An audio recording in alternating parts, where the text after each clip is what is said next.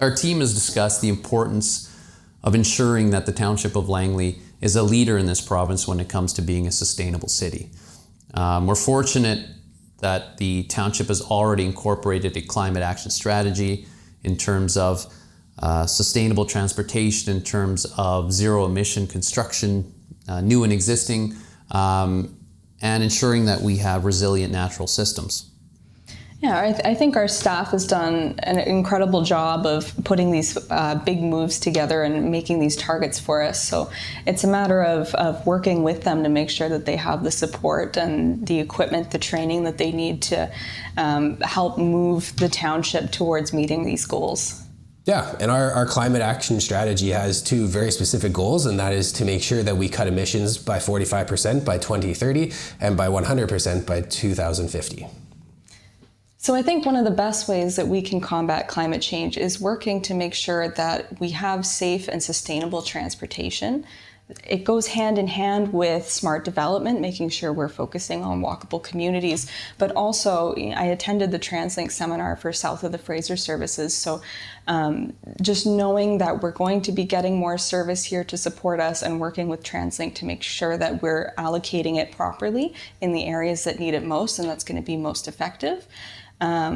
We also need to work on enhancing our trail systems, possibly incorporating e-bikes and e-scooters, but definitely having those walkable communities where you don't necessarily need to own a car to get to your appointments or to the supermarket.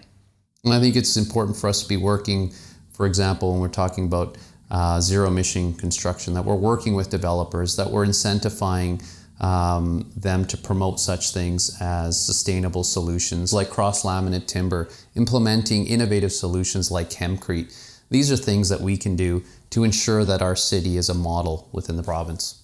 30% of our greenhouse gas emissions currently are from our buildings, and 50% of that comes from our residential buildings. So working with developers to make sure that we're incorporating greener technologies into our buildings, be it passive solar technology, innovative building materials, like you said, hemp, Gerald, or even cork. There's a lot of innovative technologies and materials that are being developed around the world. So just looking at that and seeing what's going to work best for us here, and trying to incorporate that into new buildings, and also retrofitting our older buildings. There's a lot of incentives that are already offered to homeowners that can help them upgrade their technologies either through the township or Clean BC, BC Hydro. So just making sure that education is there so people know what's available to them and how they can help not only with climate change, but help bring their costs down as well. In regards to new buildings, we need to make sure that those roofs that are being built are going to provide us sources of power using solar technologies.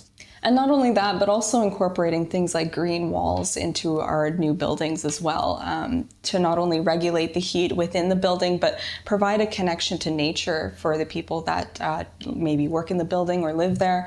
That also provides a source of air filtration. We see an increase in forest fires and air pollution. So incorporating more green walls, green spaces like that will definitely help with the overall health of our citizens as well.